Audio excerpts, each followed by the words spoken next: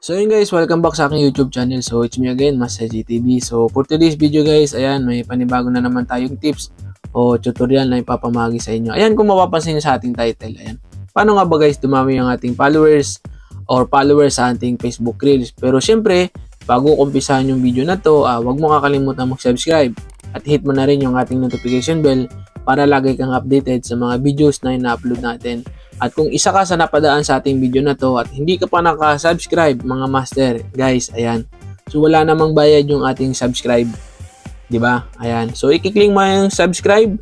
Malaking tulong na 'yan para sa aking channel. Ayan. So yun guys, paano nga ba dumami yung ating followers? Ayan, ituturo ko sa inyo. Settings lang yung gagalawin natin sa ating Facebook. So tara na guys, wag na natin siyang patagalin. Alright. So yun guys, unang-unang gagawin mo lang guys is kailangan nakalagin yung ating Facebook. So pag nakalagin yung Facebook mo, i-open mo lang siya. Open natin guys yung Facebook natin. Ayan, pag open mo ng Facebook na to guys, ayan, ipapakita ko sa inyo guys yung aking settings na ginawa. Ayan, so dito guys, ipapakita ko sa inyo bakit hindi siya naka-add friend. Ayan, click ko lang yung profile ko guys. Pag click ng profile ko, meron kayong makikita dito sa... Kung mapapansin nyo dito yung katapat ng C dashboard, yung tatlong tuldok na yan, click ko lang yan. Then yung sa view as, ayan, pag click ko ng view as na yan, ayan, ito yung lalabas sa aking profile. Kahit i-click nyo or i-visit nyo yung aking Facebook page, ayan, yung aking pangalan, may makikita kayong follow, wala kayong makikitang add friend.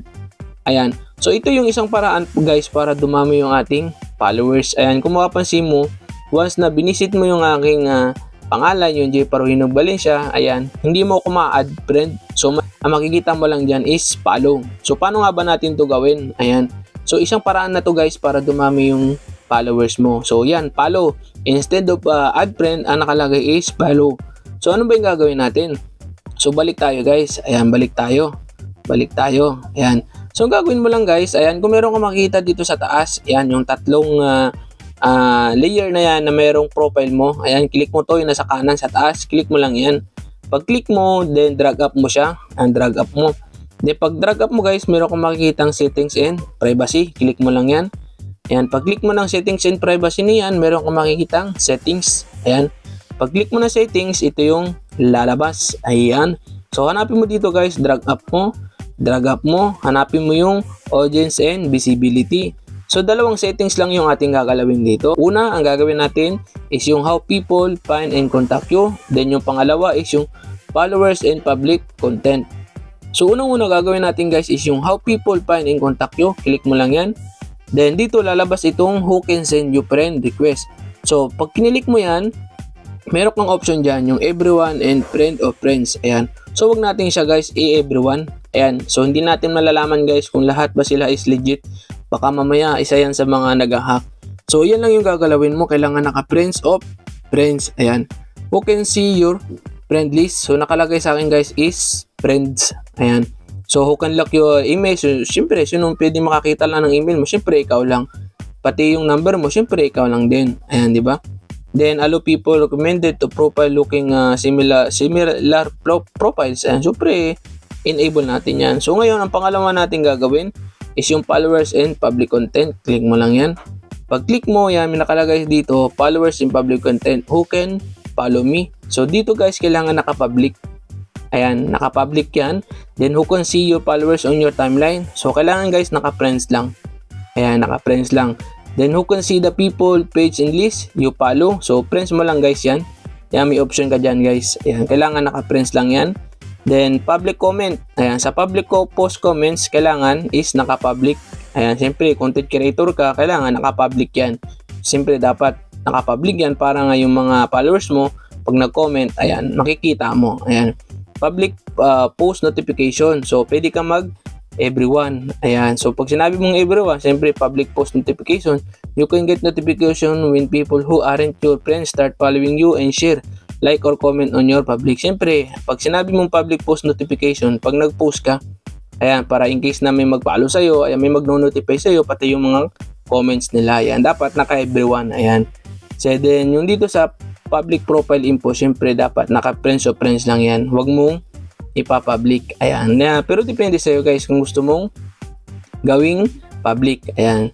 Show most relevant comment first, siyempre, naka-enable yan. Then, o Facebook previews. Yan, nakalagay sa akin guys is naka-enable. So ito yung dalawang settings lang na gagawin natin o ating gagalawin sa ating Facebook para dumami yung ating followers. Ayan yung dito sa my audience and visibility and how people find and contact you. Then yung followers and public content. Ayan. So ano ba yung pinaka-advantage yan guys? Para in case na halimbawa merong kang kaibigan na instead na add friend is nakalagay is follow. So pag pinalo ka niya, automatic yung guys is magdagdag yun sa followers mo. Ayan, instead of friend, add friend is followers na siya, di ba?